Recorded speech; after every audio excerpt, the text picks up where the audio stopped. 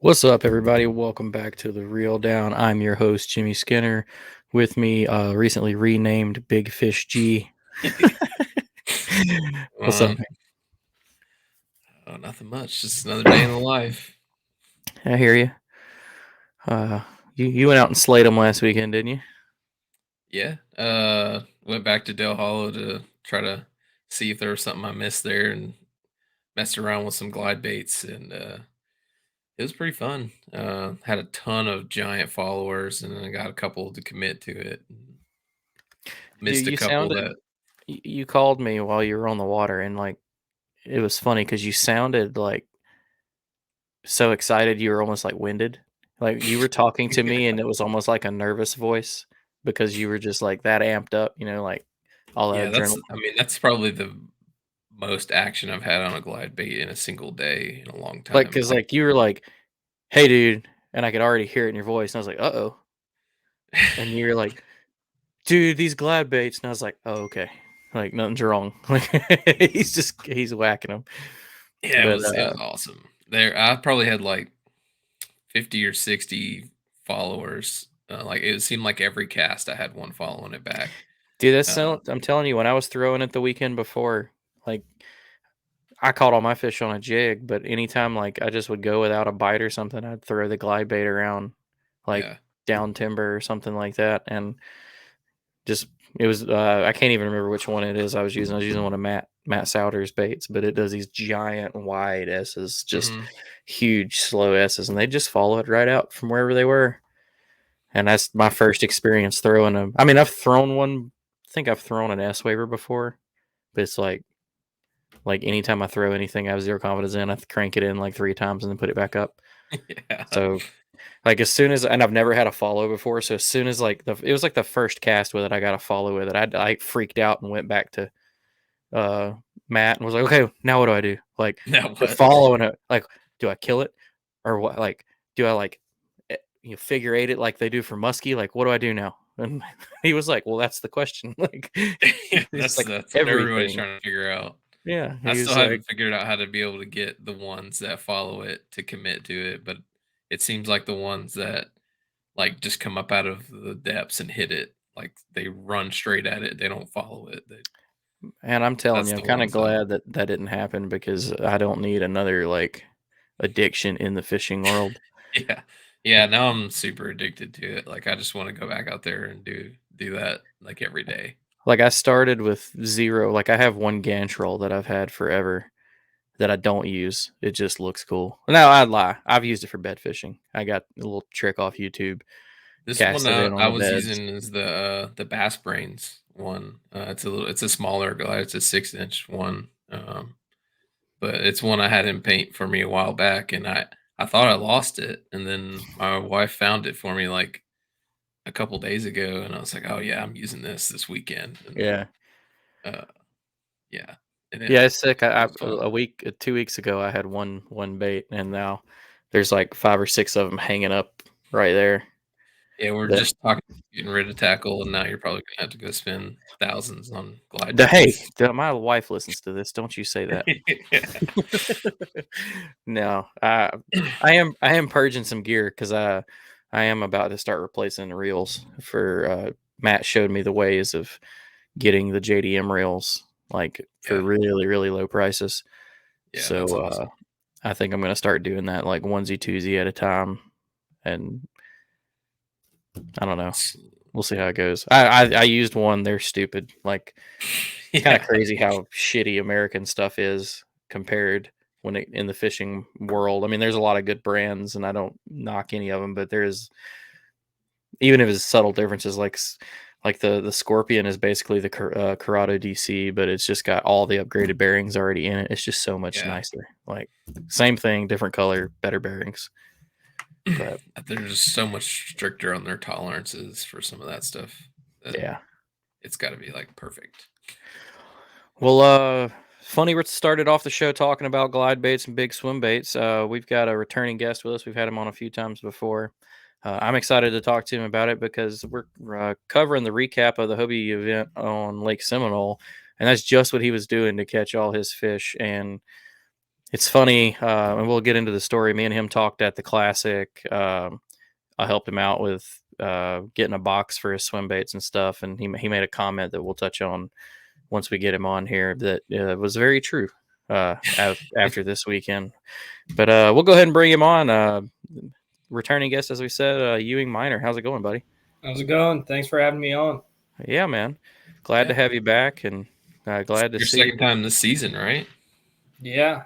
Somehow. And second time having over 100 inches this season, which is that's pretty awesome. incredible. Yeah, Both times in Florida, right? Is that? Well, I was in Georgia for this one, but close to it. Yeah, close enough. Yeah.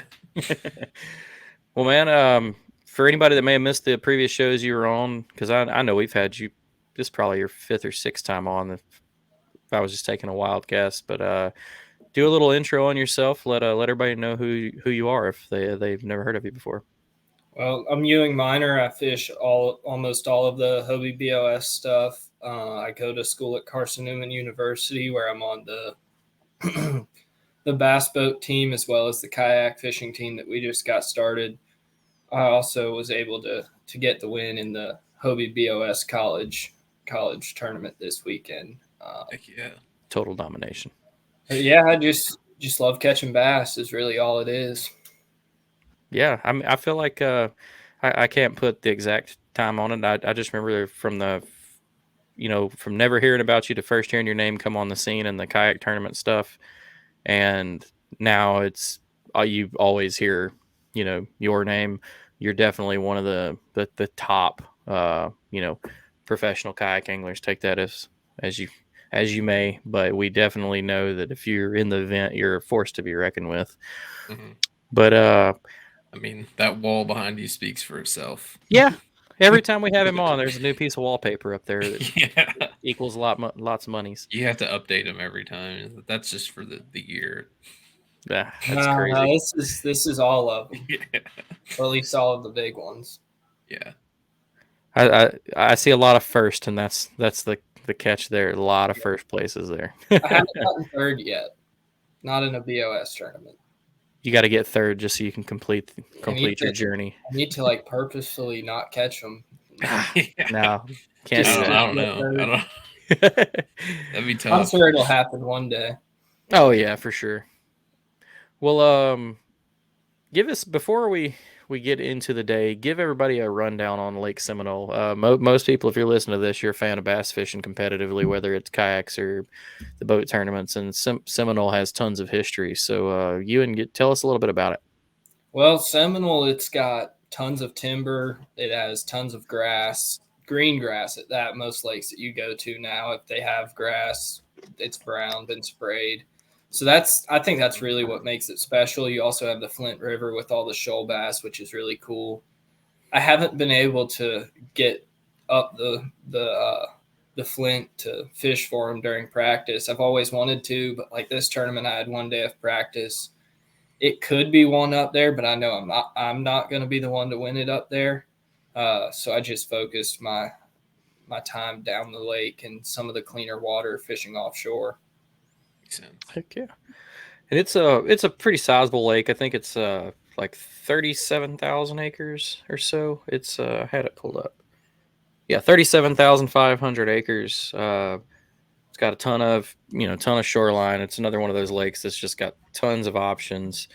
And it always seems to do really good fishing. Seems like. Well, yeah, it's one of those places that there's not a place that you couldn't catch a bass. Yeah. All of that water's fishable. I could prove that wrong. I'm sure if you give me a chance, I can screw it all up. No, I've had a bunch of people tell me I should go down there for the way I like fishing. It'd set a rule. I've just never, I think since it's been on my radar, I don't think it's worked out in my schedule. I definitely would go because Alabama down to the South Georgia, Florida, area, it's not far. Mm-hmm. It's definitely one that I want to go check out. But then there's events like this where you guys just crush it, and I just don't have that kind of confidence on it. So I'm okay. I stayed at home. Yeah. Especially with how you did it. And I already mentioned it, but to take a step back, at the Classic up in Knoxville, I was working in the Lakewood booth, Ewing came by, checked out one of our big swim bait boxes. I can't even remember how many. It's a huge swim bait box that we have. Hangs all your up to like 10-inch swim baits in it. I keep that thing on you, know. Keep that thing on you. There it is. There it is. I had to bring it inside. Didn't want the baits getting hot and swelling up in the car. Yeah, makes sense. So he grabs that. We get to talking a little bit later, and he makes the comment, and he says, "If these boys ever see me out in the kayak with this box in the back, they're in trouble." Mm-hmm. Well, come Sunday, I saw the numbers you put up Saturday, and I was like, I want to say that's probably what he's doing. And then you text me Sunday and said, "What did I tell you?" And I was like, "Yes, sir." But that's crazy. Yeah, so that's freaking awesome. Before we jump into, I guess we'll start with talking about your pre-fishing, but at any point of it that you can kind of talk about the mindset of like when you decided that that's what you needed to be doing, or if you kind of already had that in your mind on the way there. Just we'll kind of use this as a, information dump for, big swim baits of any kind, whether it's big paddle tail, soft baits, jointed baits, just the whole thing's relatively foreign for a lot of people. I mean, you hear about it a lot out west. A lot of guys in Texas, it's huge in, Japan, stuff like that. But just kind of talk about to show up a lot more in the tournament scene these last couple of years, though. This year alone, winning tournaments, like not just catching one or two fish, like it's like dominating tournaments. Well, it's this year alone. It's crazy because like 2 weeks ago, I told somebody I was going down there. They were like, "Take big glide baits." I was like, "Okay, whatever," and I didn't do it. And then we got down there, and then Matt was like, "Here, go throw this glide bait." I was like, "Whatever." Like, well, then 2 weeks later, we get to this before Ewing gets this win, and it's funny because like I saw on a fishing page, someone was talking about like, Jesus, is glide bait like, why is glide bait so popular right now? Like, they've been around, but it's like in the last few months, it's just been like that Spro Chad, the Chad KGB Shad that everybody has now. Like everybody bought it when it came out. Well, and then they've got the Buka's Trick Shad. Yeah, that was a hot one at the Classic. I remember. I think he said he sold out of them in like an hour, like $160 bait plus, and just boop, gone. But so yeah, Ewing, talk about in whatever order you want to, like your preparation going into pre-fishing, and then the mindset with the big bait, where it came into play. Well, glide baits have just been something that ever since I got into bass fishing, I really liked throwing big baits. It just, especially before live scope, it was a better way to kind of know what you're around. You see more fish, you do get bigger bites. And it's something that I've been comfortable with doing for several years now. Then I added live scope into the equation, and that's when things get really good. I think that's part of the reason that swim baits are getting so popular, or glide baits specifically. And especially with Milliken doing what he's doing. I just listened to one of his podcasts right before we came on here about how the event on Toledo Bend and how that came into play with him taking home that win. But it's, like you're saying, it's just that's kind of elevated that big bait bite with live scope combination with it. It's kind of really allowing people to specialize with it. And also with all the added pressure on the lakes, with fishing getting so popular now, you've got to do something different to trick the big fish into biting. You don't get as many big fish on, a crankbait, a jig, just normal baits that, you've got to go outside of the box and try something a little bit different. And glide baits, they trigger fish really well. It's kind of like I wouldn't say really a warm water jerk bait, because jerk baits do catch them in warmer water, but kind of once they get post spawn, they really start crushing a glide bait. That was part of my thought process going down there. Is I was like, yeah, fish are post spawn, they're hungry, they're looking for big meals, it's kind of just the right time for that when they're feeding up. I mean, I had on day one, my 22 3/4 was my only fat fish. The rest of them were pretty long, skinny, not unhealthy, but just you could It's tell like that spawned out. Spawned yeah, out, yeah. they hadn't been Still on recovering and for stuff. more than a week or two. Yeah. But no, when I got out there, my main goal was to go out there and catch them on a drop shot, just finesse them. But I also had in my mind, like, a big bait bite could get really good with the clean water and the amount of big fish in that in that lake. Yeah. So, I mean, really, I went down there, and during practice, I already had 2 glide baits tied on for practice, just because it was what I wanted to do. The lake sets up right for it with the offshore grass and timber. Yeah. And originally I was looking at the grass lines, and I wasn't getting anything along the grass, which was shocking to me with how green it is, and especially with fish, being post spawn moving offshore, grass lines are one of those first places they stop. But I found that they had already kind of passed up the grass lines, and I don't know if they were going to return. They were, 100 to 200 feet out from the grass lines, suspended in the timber, and there's so much timber on that lake, you can't get a bait through it, or at least I couldn't. You'll make maybe 5 clean casts and get hung up once, and then even if you do hook into one, when you're down there, they just turn one direction or the other, and they have you wrapped up because there's, more timber than almost any other lake. And the way Seminole is, they've cut the trees like, 6 inches to 2 feet under the surface. So when I couldn't get the fish to bite anything else, I threw a bunch of stuff at them. I was like, well, I wonder if they'll come up for a glide bait. The water's pretty clean. Yeah. And I saw a fish down there like 7 or 8 feet. This was during practice, and I threw my glide bait over it. Well, one comes off the bottom in 20 and eats it. So I was like, all right, they can see this a lot further than I thought. That's great. I was about to have a question when you talking about like the water's clean enough for it. That's what I was thinking, was like, well, I wonder if they could see it. Maybe if you got 2 foot of visibility, could they see it from deeper? And apparently they can. Yeah. What kind of visibility would you say you had? It was clear water. 5 to 7 foot visibility. What I've heard is supposedly like double that is what. Yeah, and then when they're directly under it and it's sunny, they can see the shadow from a long ways. But through my one day of practice, I might have caught one fish on a drop shot, but everything else was on a glide bait. I couldn't get bit on anything else. So I really didn't have a choice but to throw a glide bait in the tournament. I couldn't get them to made that decision pretty easy. That's insane. Yeah. So you're just basically drawing them up out of the timber to come up and hit it. Well, that helps beat the problem of getting them in the timber. Yeah.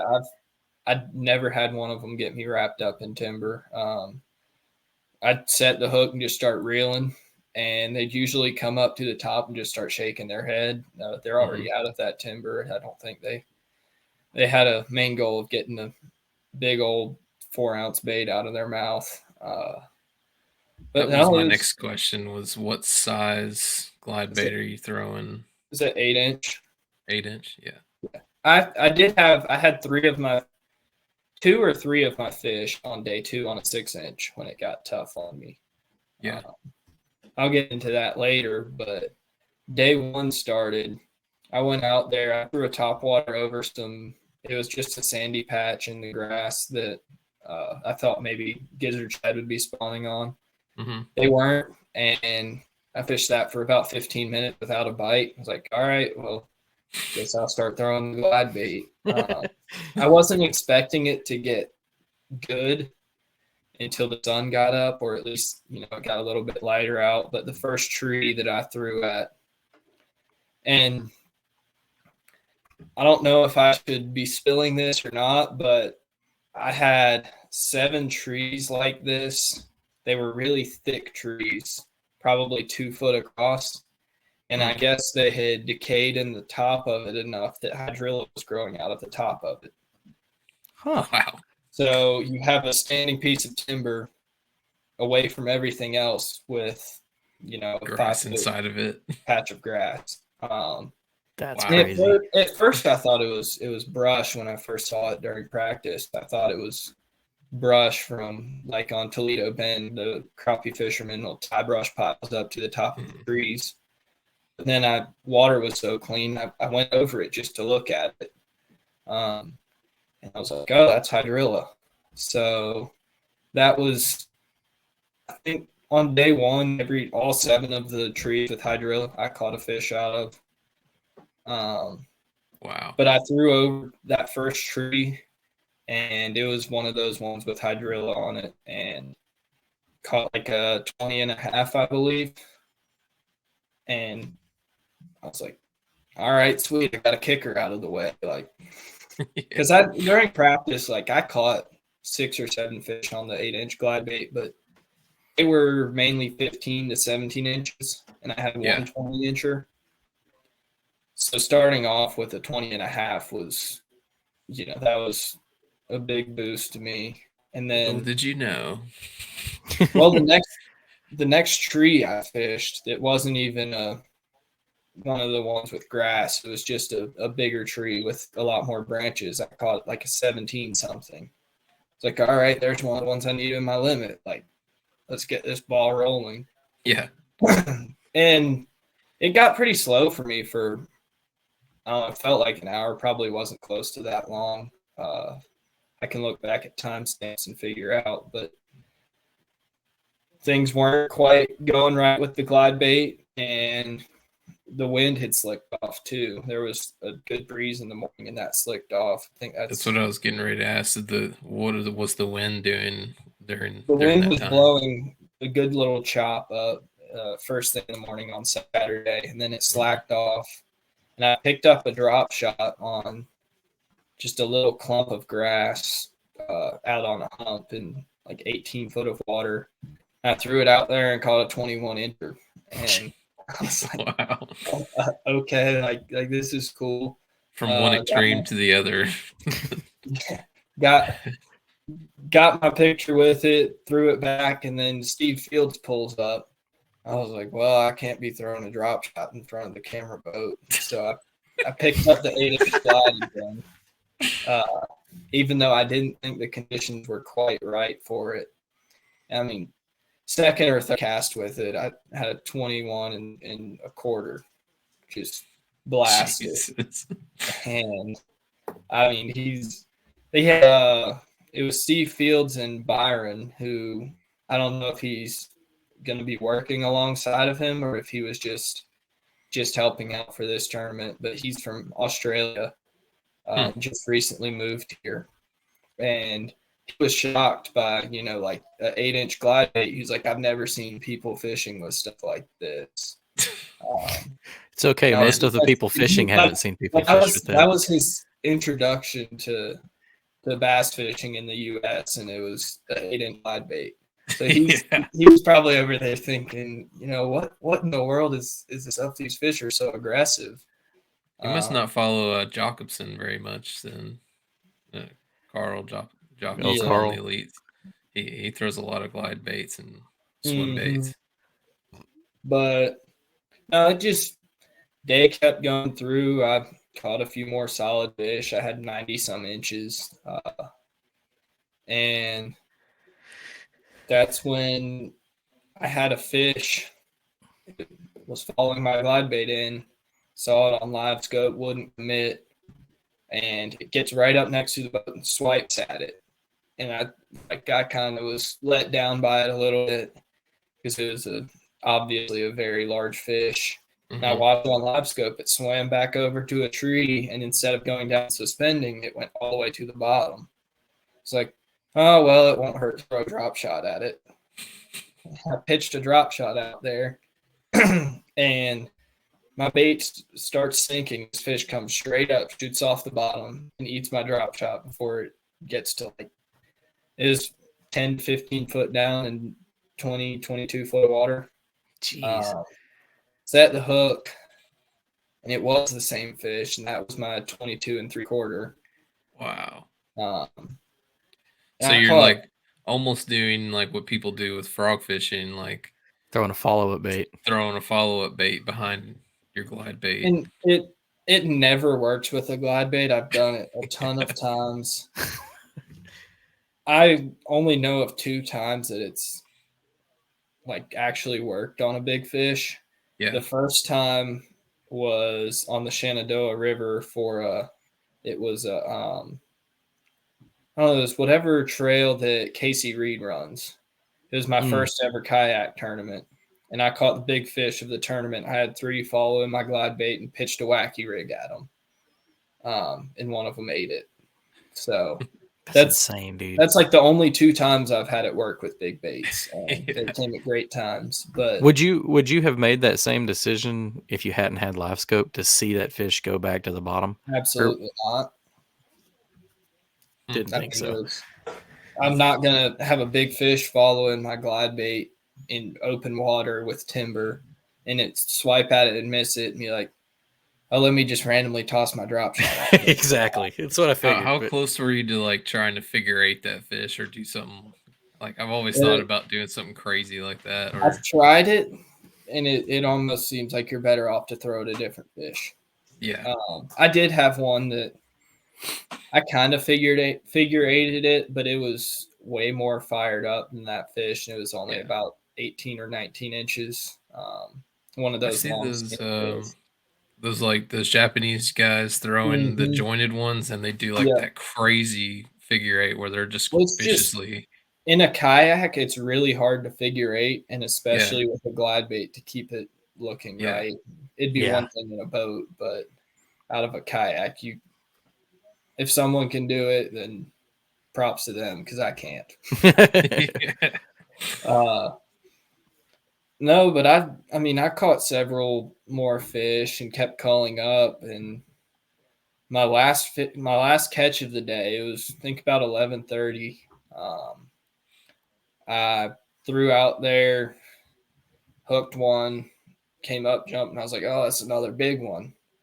And lay it on the board, 20 1/4, and submit it. And I was like, "Oh, I culled 1/2 inch. I should probably just leave." So really, I probably caught 15 fish on an 8-inch glide bait that morning. And it's an awesome day of bait fishing in general. It was almost too easy, and there were a lot of good anglers in my area, and I didn't want them to see me hucking around an 8-inch glide bait and having 105 inches on the leaderboard. So it's pretty obvious what you're doing if you're sitting across the water from me and you see this giant mass go through the air. What the hell was that thing? Exactly. They could be sitting 1/2 mile away and know exactly what's going on. Oh yeah. Especially when you boat flip a fish in a kayak and it thrashes, and sounds like a bomb going off. But no, I just got off the water at 11:30, went and got lunch, got all my tackle back together. Took every other rod out of his kayak. I did not do that because I knew.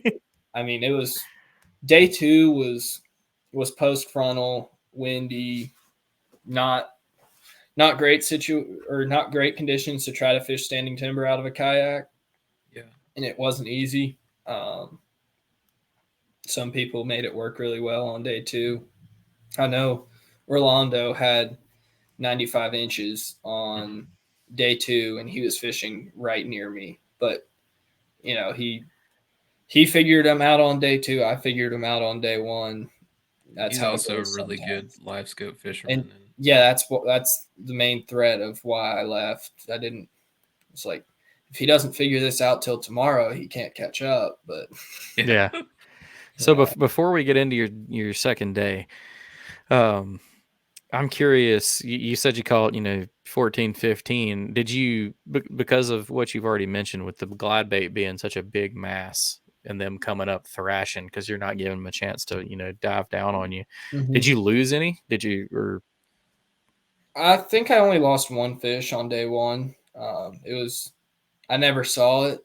I couldn't really turn the handle of my reel, and I didn't have any fish do that the entire day. So I'd assume it was another one of those 22 to 24-inch fish.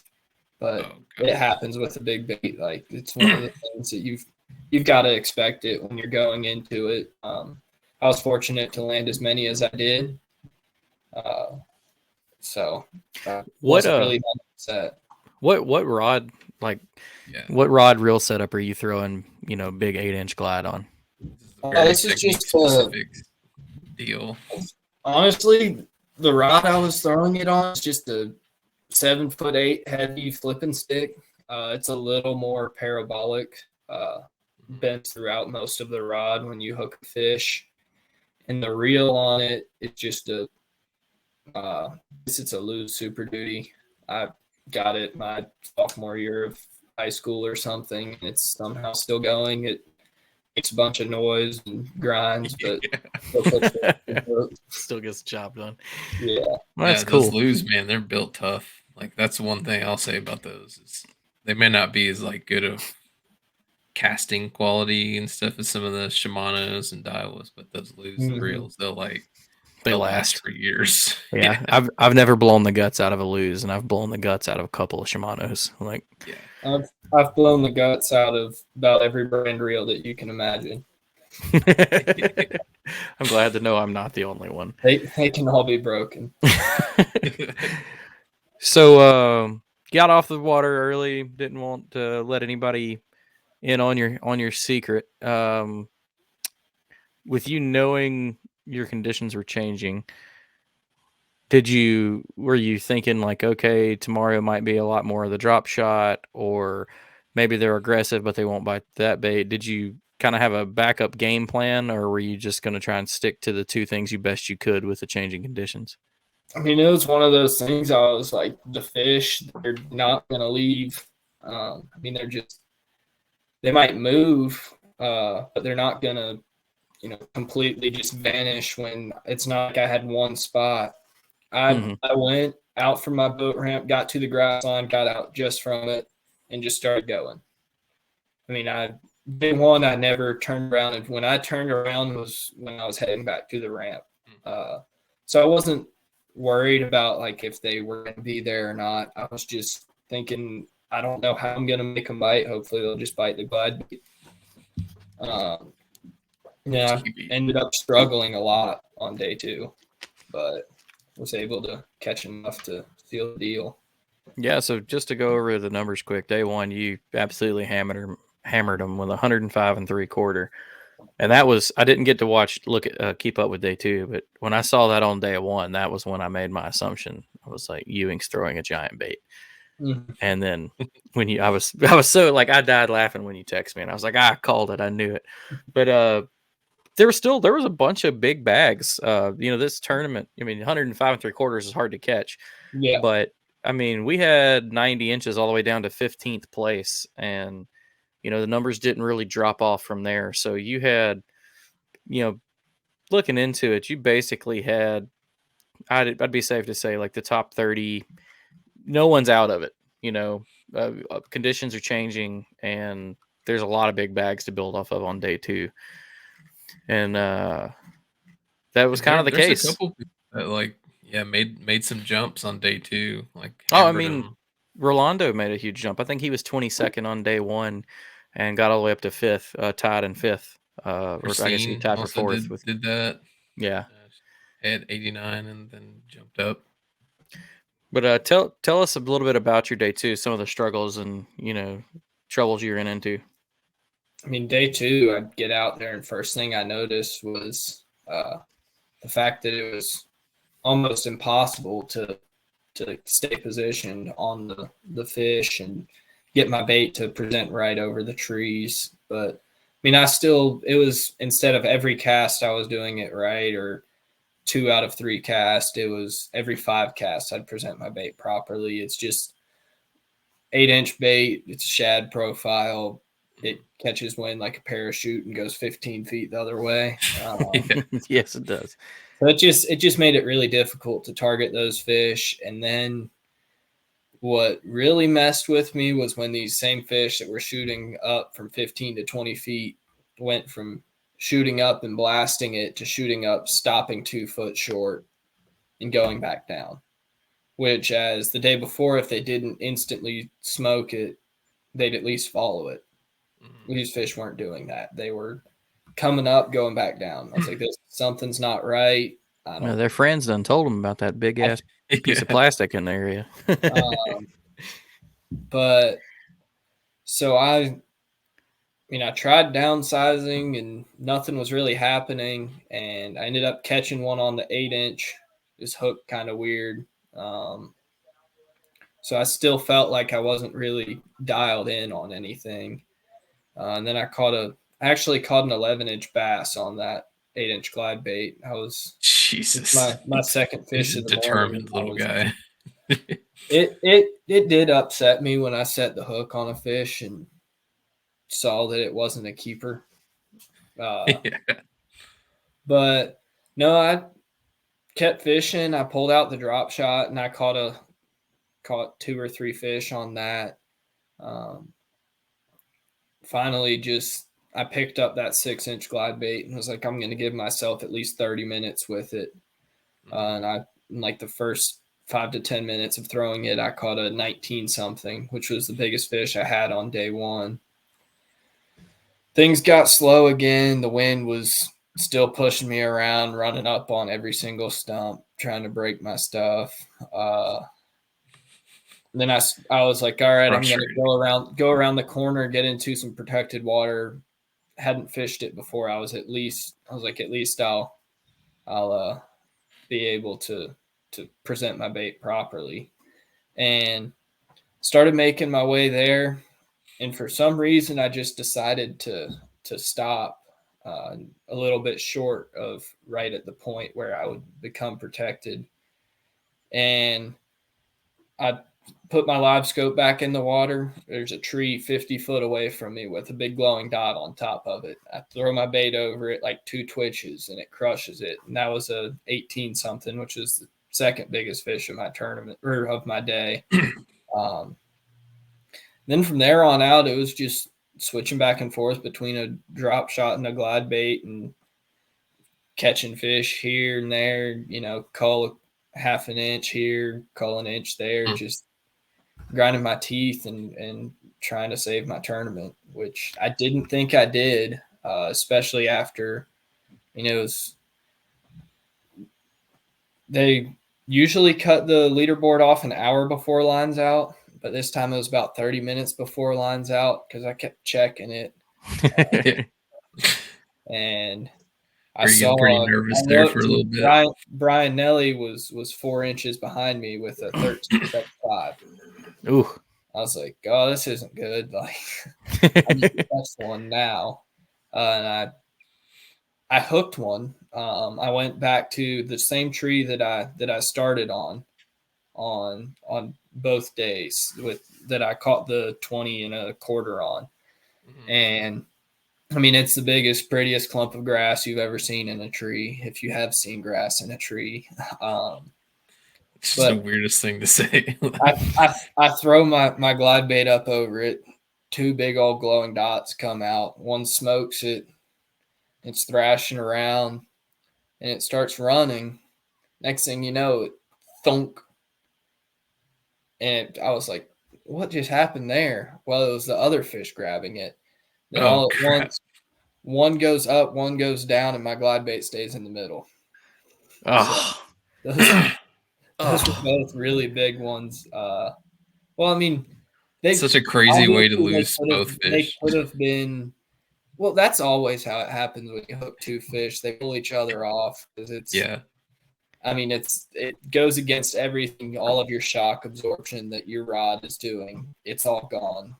Those fish are ripping big holes in each other's mouths. Really, it's two ways it can go when you have two fish on one bait. They either freak out and start thrashing and both come off, or they just kind of lay there and feel like you're pulling a stick. I was gonna say the times I've doubled up on like crankbaits, that's what happens. Is like if you get them both in, neither one of them act like they've got any life in them. They just reel in like a wet rag. Like that's it. I also think this is probably glide bait gets the fish really fired up and probably get some adrenaline going before they eat it, because they track that bait and come up, so they're on edge a little bit, I guess, and don't really know what's going on.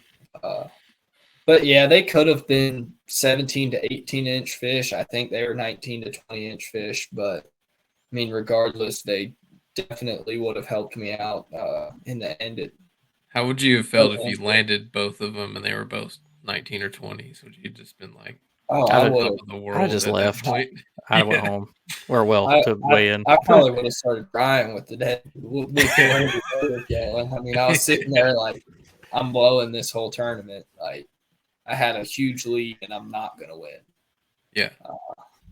So I mean, it really would have meant a lot in those fish, but when it's meant to happen, it happens, and it still worked out for you. Sometimes 86.5 is all you need.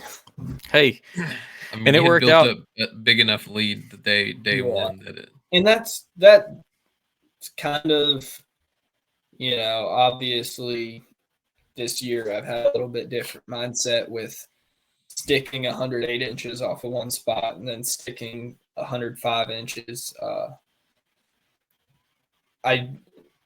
In previous years, I'd probably lay off of my fish before that.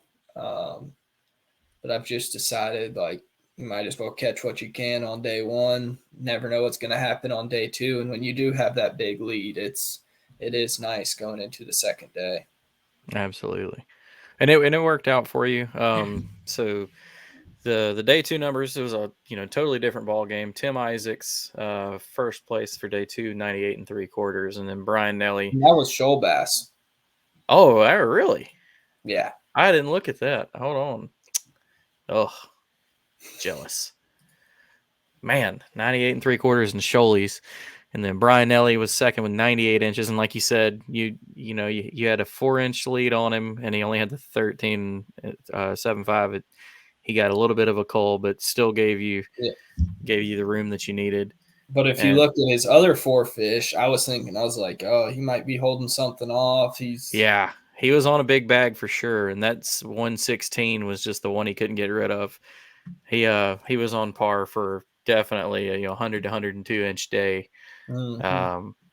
But when the dust settled, your total 192 1/4 with your 86.5 inches on day two, and you held him out.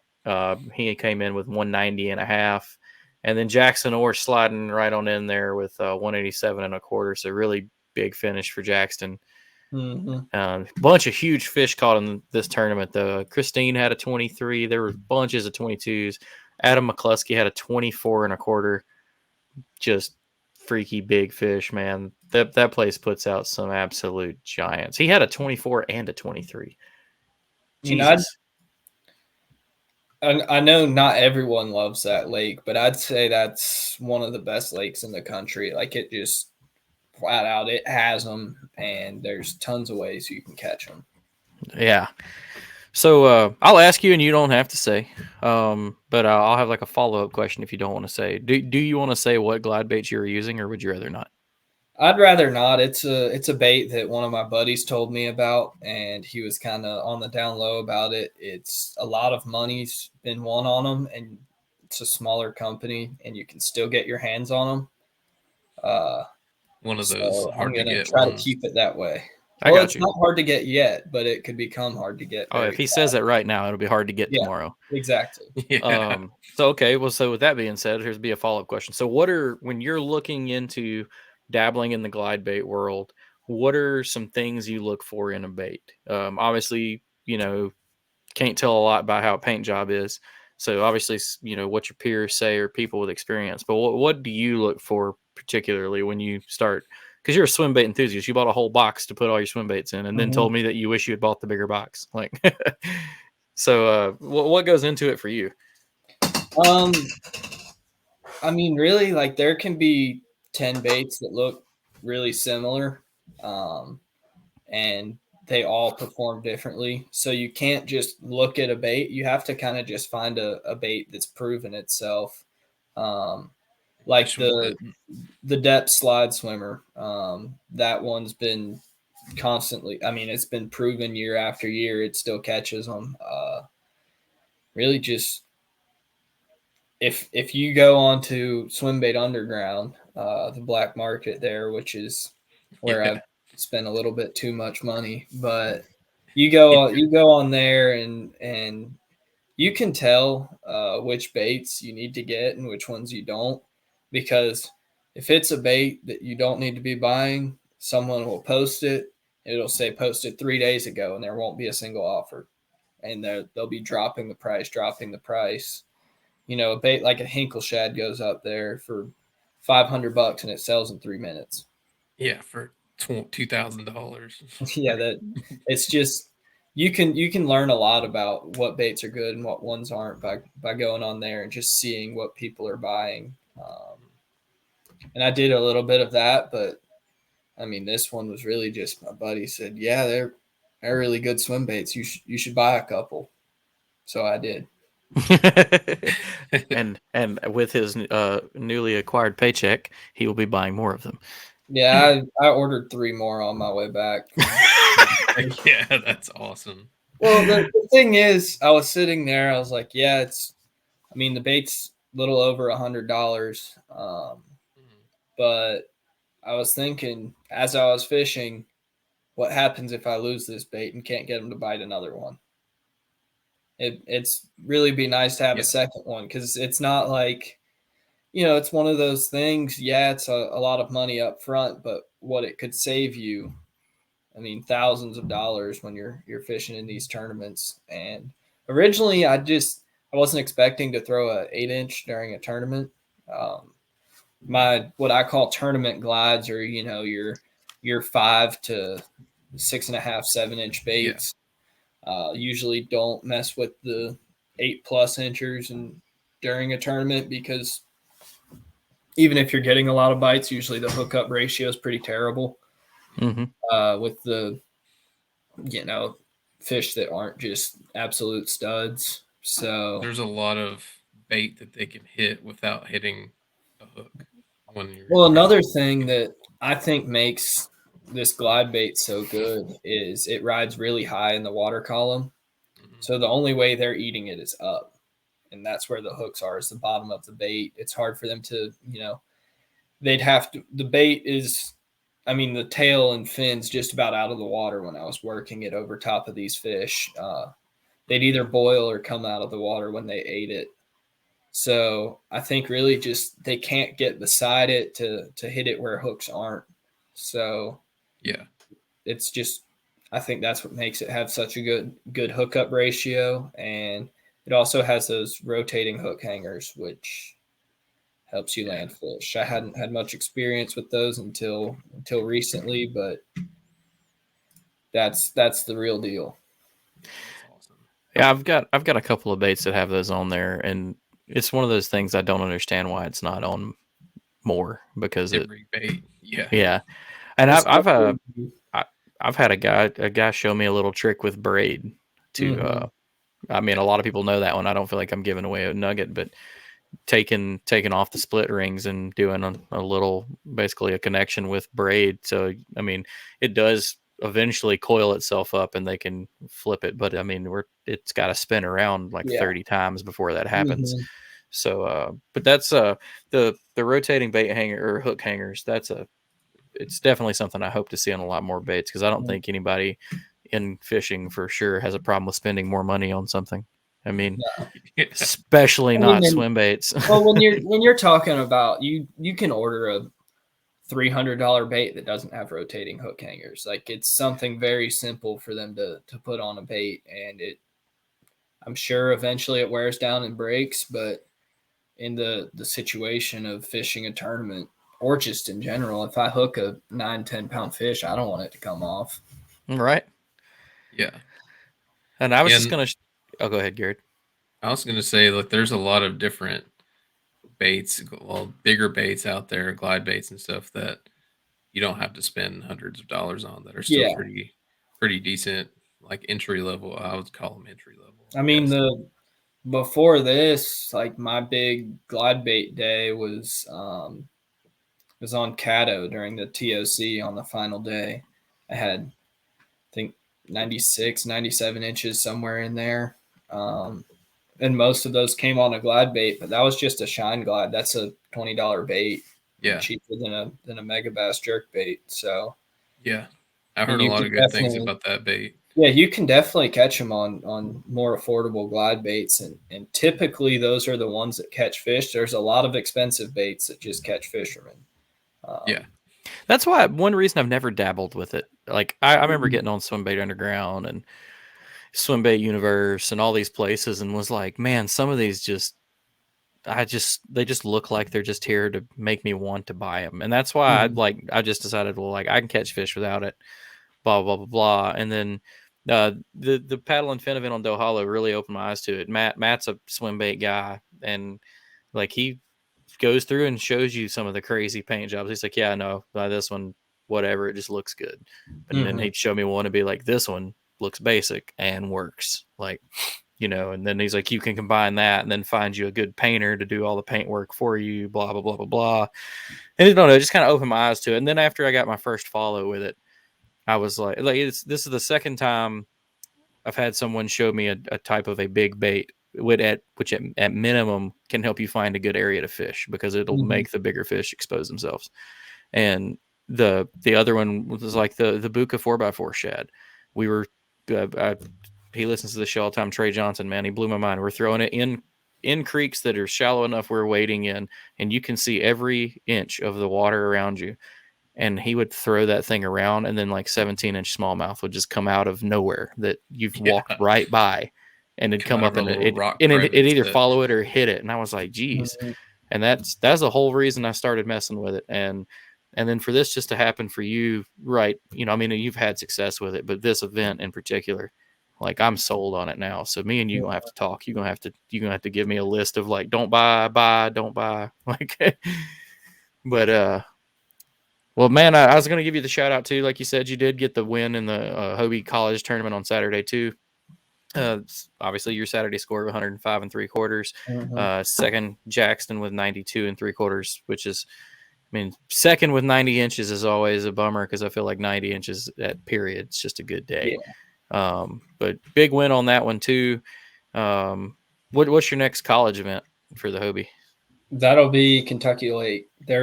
I really like the way they're doing it this year, since they're doing it at the same time as the BOS events, mainly just because that benefits me. The school, we have a great program. They're paying for our travel and food and everything. You know, all I had to pay for was baits entry and everything this weekend. It was pretty great. Nice. So, I mean, I don't know if that was their intentions, or if they were trying to get, you know, a couple college anglers to start fishing the regular BOS events, but it's definitely a good move on their part. Heck yeah. Definitely working out for you. Yeah, so you'll be up at Kentucky Lake here in a couple weeks. Yeah, we'll see how that goes. Yeah, I just don't even get excited talking about that lake. I mean, I don't know. There's one thing in one area that if they're doing it, I'll have a really good tournament. If not, I'll probably suck. I've been seeing some. I mean, it's probably not going to be the same in a couple weeks, but I've seen some pretty good bags coming out of Kentucky Lake right now. Well, they did. Surprisingly, a lot of big smallmouth coming out of there right now. I haven't looked at the boundaries myself, but I heard that from Paris Bridge to Pickwick Dam is cut off. Oh, so it's just a lot of water. Paris Bridge to Kentucky Dam. And I think it's both Kentucky and Barkley. Barkley was in play for. I remember that, which is good and bad in some ways, because the I don't really know how to catch them above Paris. But the other thing is, most of those big bags that you're seeing, the better weights from Kentucky Lake, are coming from that New Johnsonville and up area. Yeah. But then, like the lower end, the smallmouth have really made a big comeback. I've fished it, I mean, since I was a freshman or sophomore in high school, at least, I think at least once a year. And I've just seen this population of smallmouth steadily coming back. So that's really promising. The last It's time I was interesting there, that that's what's making the comeback. There's the it's smallmouth. last year. It was October, I think. We had a college tournament out there. It was a ACA big bass tournament. Or the smallmouth had to be 18 inches in that one. And I don't know how many 16, 17-inch smallmouth we caught. And they're fat, healthy. We caught one over 18 inches in 2 days. Jeez. But I mean, still a blast going out there and catching a ton of smallmouth.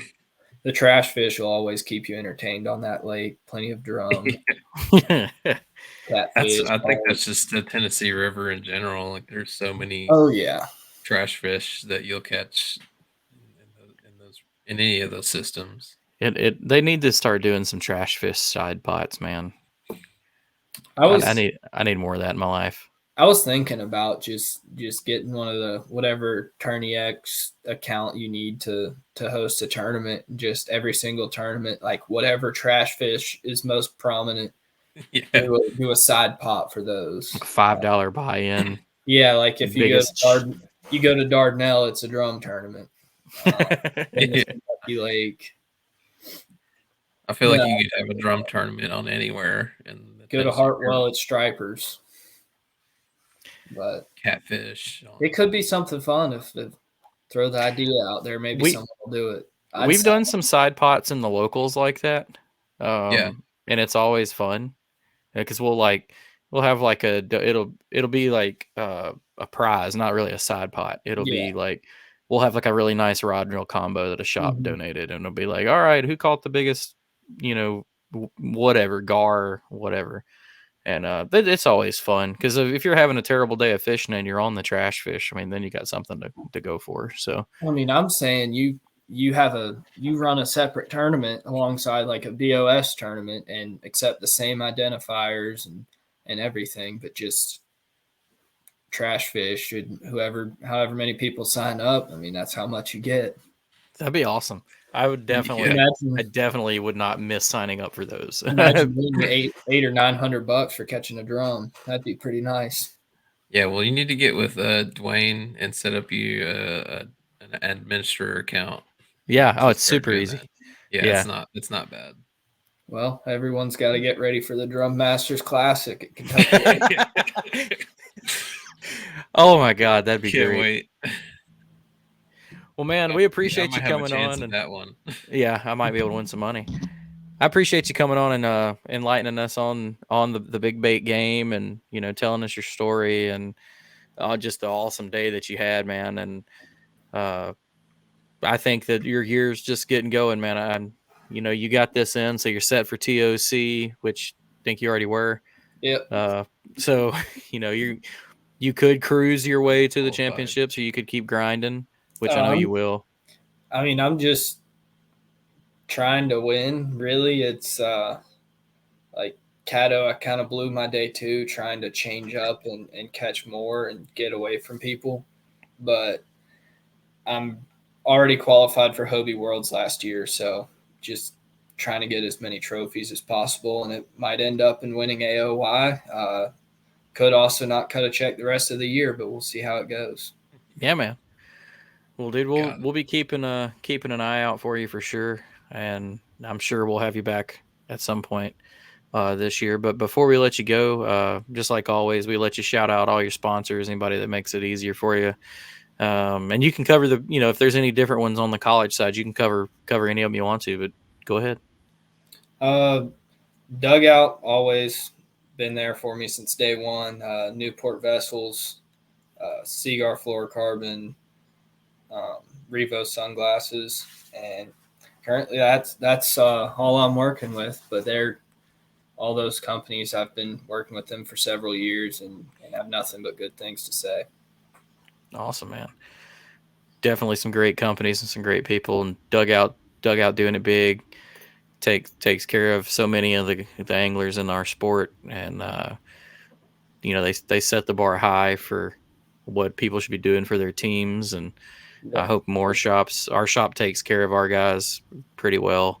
Our big competitive guys. I hope to see more shops do that to really support some of these guys that are killing it in the kayak world, because it's only a matter of time before. I mean, we're still gaining so much momentum in the kayak world that it could be the next big moneymaker in the outdoor industry. So, Yeah. Definitely. Speaking of that, I was watching the Elite Series coverage on Sunday, and they shouted out Russ and the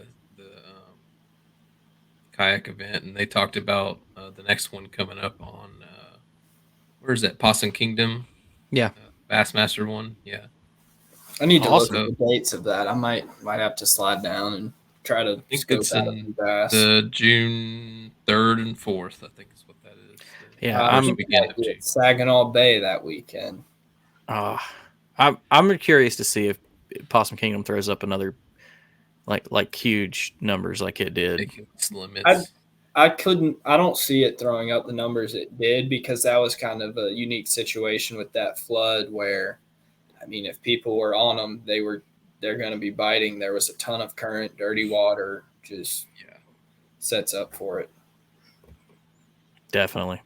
Well, I can't wait to see it for sure. But again, man, I appreciate you coming on, and congrats on just absolutely killing it and keeping your year rolling. And yeah, man, we hope to see you again soon. But until then, man, we'll let you go, and good luck the rest of the year. Yep, Yeah. thanks for Good having luck me on. Kentucky Lake. I'm going to need it. All right, man. We'll see you. Appreciate it. All right, do it. Man, I didn't realize they cut off the limits from the 79 south. You couldn't fish that on Kentucky Lake. Lake. I had heard. I just remember seeing. That's like most of where I like to fish is, well, from there south is just like an hour from the house. So Yeah, I'd seen. Sometimes when you're scrolling through Facebook, it'll show somebody's post and it'll just highlight certain comments. yeah, I was scrolling and one of my buddies posted on it, was like, why did y'all cut off that much water? But I think part of it was the fact that there's a whole nother lake in play. Like, yeah. Well, I don't- mean, they always do Kentucky and Barkley together because they're connected. right. It's like Loudon and Tellico, the same difference, but Right. Well, that was a. but that it's was a- also a lot of water. Like they still got like 60 ramps or something like that on here. Oh, yeah. So, Well, at that was some a. point you got to cut it off. But Yeah. Well, I'm not gonna bring up the past, so. yeah, So either way, But that yeah, was a fun show. It was sick to, like, you called me talking about the big baits. I already had assumed that that's what he was doing when I saw the numbers, and we dabbled with it the weekend before. It was just awesome, and it's definitely grown a lot of popularity in the last. I mean, it always has been, but now it's like really catching on. And like now you're seeing all of your anglers have big baits, which is in cool, but it sucks because it'll be like everything else, and it's going to catch all the hype, and then it'll get overpressured on that. You have to Yeah. find something else to do it. I'm just going It's to just be like throwing any my other little. technique. I'm But gonna be throwing my little trick worms around. I'm waiting for the floating trick worm to be the hottest thing in the market again. Like when yeah, floating trick worms come back, we- like people are cashing checks on flukes. Like I'm just staying in my circle. My time will come. It might be 10 years from now, but my time will come. Well, we're gonna start with the tourney recap, and I'm gonna go over, since we didn't have them last week. I'm gonna start with the 3 from the previous week that we missed. Give these groups their moment of glory on the Paddle and Fin Network. We'll start with the TVKA Lake Chickamauga event. 26 anglers. First place, Joe Kirk with 54.5. Second place, Todd Yoakum with 49.25. And Third place, Jesse England with 49 1/4. So that's it's a 3 fish. No, I don't know why I thought that was 5 fish. I was like, Chickamauga sucked that weekend. No, that's nothing terrible. A little bit tougher fishing, but nothing bad. Moving on from there. Todd's also the guy that got second at the Del Hollow event. Yeah. So yeah, big shout out to him again for coming down and doing so good. Couldn't quite unseat first place with all the big fish that they were catching. He caught one on a glide bait. Yeah. Well, I'm sure he caught more than one, but one of his big fish was on a glide bait. So yeah. And one, I was going to give another shout out to Jesse because he did well at the Del Hollow event also. Oh yeah, he got fourth, I think, in that event. Yeah. So wrapping that one up, we move on to the Oklahoma Kayak Anglers Eastern Roadrunner in Spavinaw. 95 anglers. First place, Dustin Wheeler with 94 1/4. Second place, Jason Ray with 91 1/2. Third place, James Haberly with 88. And last from the previous week, the Greers Ferry Lake Northeast Arkansas Kayak Anglers. 32 anglers. First place, Chris Geisler with 79. Second place, Ty Watson with 78 1/4. Third place, Tyler Kirkendall with 77 1/2. And that was a 5 fish limit tournament, so that one was a little tough. All right, I got a bunch for this week, so I'm going to jump right into it. First up, the All-American Kayak Series on Truman Lake, 2-day tournament, 196 anglers. The All-American Kayak Series gets the people. Yeah. That's the next big tournament series, and I've been calling it for the last 2 years. Yeah, it's definitely gaining a lot of traction. We need to start having some of those people on it. I was just thinking that I'm about to change it back up because we used to have those guys on multiple times during the year before we put more of the focus on the big 3, but it's about to be the big 4, and we're about to actually, I don't know, it'd probably be the big 3 since the KBF participation's not been there the last few and a couple canceled events. But so yeah, 196 that's a lot. That was more than Seminole. Yeah. Seminole had like 116. So this is huge. But first place, Cole Sykes with a 174 3/4. Second place, Chad Davison with a 171 1/2. Third place, Jake Gellerson. I actually said that right first. Okay, it's spelled way different than it sounds, and I got it right, so never mind. 171 1/4 for third place there. There was also another event that was in conjunction with it. It's the All-American. So that was the All-American Kayak Classic. I'm sorry. And there was also the All-American Kayak Series Trail Stop, their third one of the year. So 2 separate tournaments, same body of water.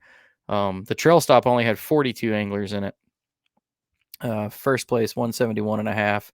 Second place, 160. That was Chad Davison. Second place, don't have the name, 165 1/2. And third place, John Denton with 164 3/4.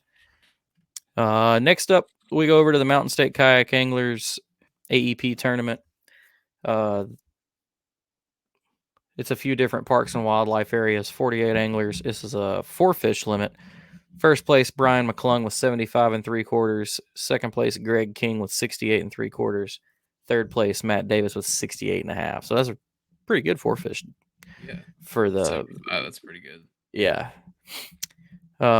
Next up, the Mid-Atlantic Kayak Bass Fishing Series on the Potomac River. They did the KBF thing. It was in conjunction with the KBF Potomac, so it's the 2 single days. Yeah. I'll have to look that up. I forgot that event happened, so I do not have that winner. Yeah, I'm about to get it though. You mean try to find it right now for you? Yeah, you can try to find it while I read it off, and we'll shout them out at the end. But the 53 anglers of the Mid-Atlantic event going on with it. First place, Joshua Ma with 89 3/4. Second place, Justin Largen with 89 1/4. Third place, Michael Shaney with 88 1/2. Moving on from there, we have I was about to cover the Hobie event again. We already covered that, but it was 116 anglers. You heard it again. Ewing with 192 1/4 total. Brian Nelly with 190 1/2. And Jackson Orr with 187 1/4. And like I said, there were a bunch of big fish caught in this. 23 3/4 by Nick Dyer. There's a 24 1/4 and a 23 by Adam McCluskey. Russ caught a 23. Stephen Bell caught a 23. Christine caught a 23. Like 23s were just flying everywhere. I mean, Jackson caught one, Matt Voigt, Brandon Stores, Blake. There were so many big fish caught in that one. And those are just 23 and up. Moving on from there, the Indiana Kayak Angler events on the Tippecanoe River, 54 anglers, 5 fish limit. First place, Ryan Platt with 88 1/4. Second place, Clint Stafford with 87 1/2. Third place, Antoine Hayes with 85 1/2. Next up, the Midwest Kayak Bass Club on Fox Lake, 50 anglers in that one. Josh Lutterback with 91 1/2. Second place, Peter Wellsmith with 90 3/4. And third place, Jason Komorowski with 88 3/4. I got those Potomac results if you want. Yeah, go ahead and give the Potomac shout out. KBF Potomac Trail Stop. Yeah, 2 single day tournaments and a pro series. So they had 54 anglers. Day one, they had Jake Angulis in first place. Angulis in first place on day one with 90 inches. Josh Ma with 89 3/4 inches. And Justin Largan with 88 inches in third place. And then on day two for the second day event, I guess, Jake Angulis again with 92 inches. And then you had another Jake, Jake Kokulis.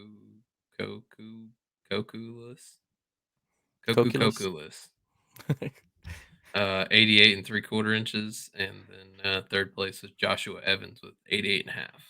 Nice. And then for the double up, Jake Angulis won that with 182 inches.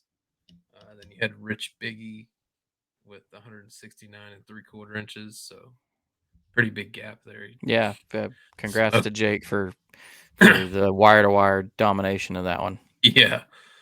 Then Ryan Nye, we had him on our show. Yeah. Before. He ended up with third with 169 3/4 inches. Well, congrats to all those guys on the Potomac getting big wins. So we'll move up from there to the Clarksville area trail stop on the Little Lakes. Bunch of little places in Kentucky: Lake Morris, Lake Blythe, Spa Lake, Hematite Lake. Never heard of that one. Honker Lake. And then in Tennessee, you had the Montgomery Bell State Parks Lakes, Woodhaven, Acorn, Creek Hollow, Bard's Lake, and Maribone. 28 anglers showed up for that one. First place, Sean Bassam with 53 3/4. This is a 3 fish limit. Yeah. Second place, James Minor with 53 1/2. So 1/4 inch difference there. And third place, Richard Bartachek. We're going to go to that 53 1/2 as well. So a tie for second. Probably lost it to the next biggest fish. Man, I should have been paying attention. I should have signed up for that. Montgomery Bell's only 20 minutes from my house. Oh yeah, man! Quick drive to go catch on some. Yeah. Next up, we have the 4th annual Kayaking for a Cure event that Gary Cornelius puts on down here in Alabama every year.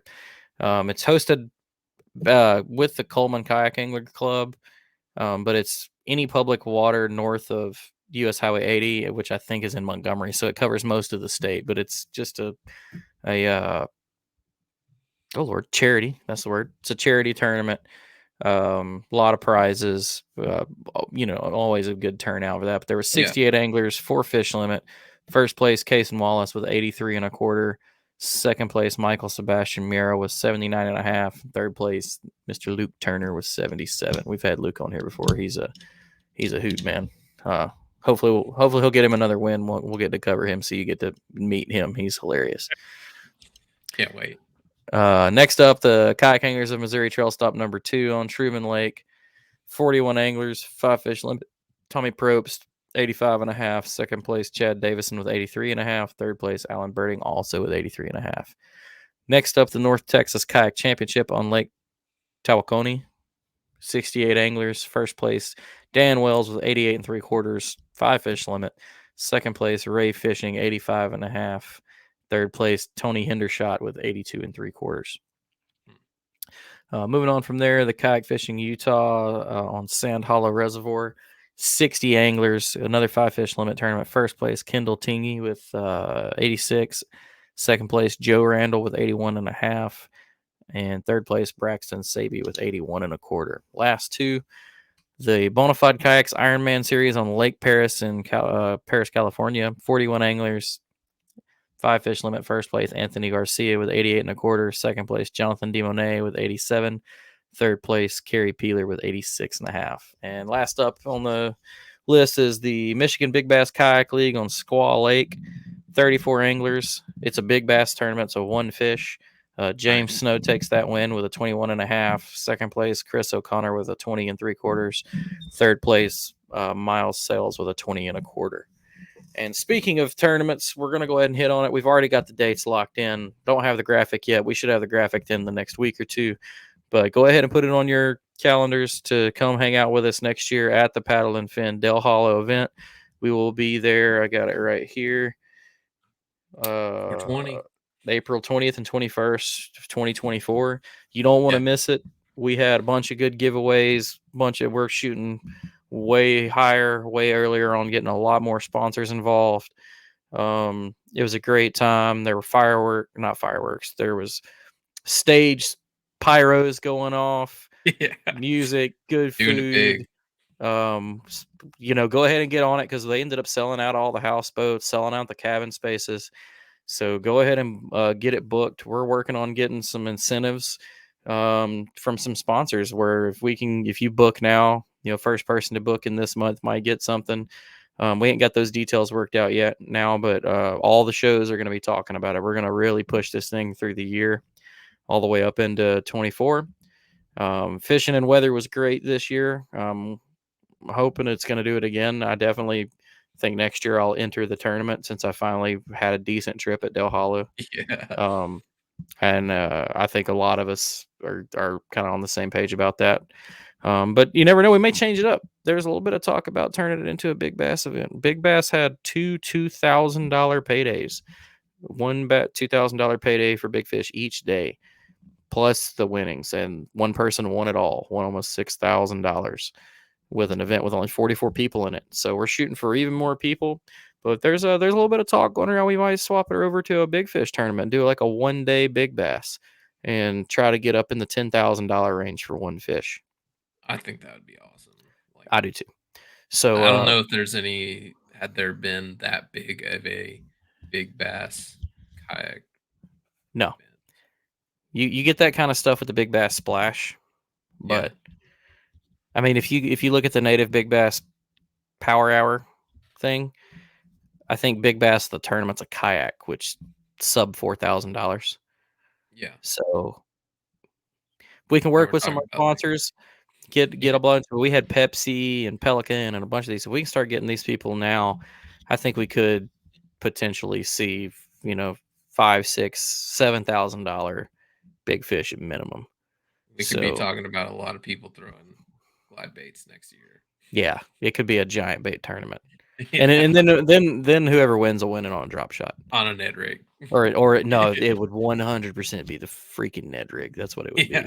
Somebody else. Robert said his biggest fish of the whole tournament was on Ned rig. I would like to know. I cannot remember the guy's name. There was a guy that stuck an estimated like 22 to 23 inch smallmouth in practice. Got pictures of it. Didn't take a picture of it on the board, but everybody that knows something about fishing that he showed the picture to, all were in agreement that that's like smallie of a lifetime, probably closer to the 23 inch range than it was the 22. I'd like to know what he caught that on. I didn't even ask him. I was just too in like awe, like, wow. Yeah. But I mean, we're talking about the lake that's got the world record smallie in it. So, or had. I'm sure it's still got one. I'm sure there's a big one in there somewhere. Definitely. I mean, I've heard, all these crazy rumors and stories of ones that people have seen or saw. And one of our guys, his dad, I guess, while he was still alive, his whole life, he tried to chase the new world record smallmouth. And, that's cool. That was his whole goal in life. And I might do the same thing, but it'll be like, I guess he said he caught one that was 9 pounds. Jesus. I'm going to make it my life goal to catch like a world record bluegill or something that I might actually catch.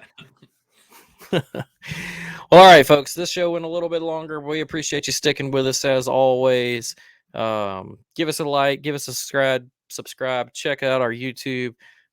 Keep your ears peeled for the Paddle and Fin event. Go give Garrett a follow. Come check out my boring Instagram page because I have not been up on it with it lately. But we appreciate it like a so. little bit, but I'll get back after it. Yeah, I try to say that, but I literally haven't taken my GoPro out this year. It's been that bad. But I'm gonna change it.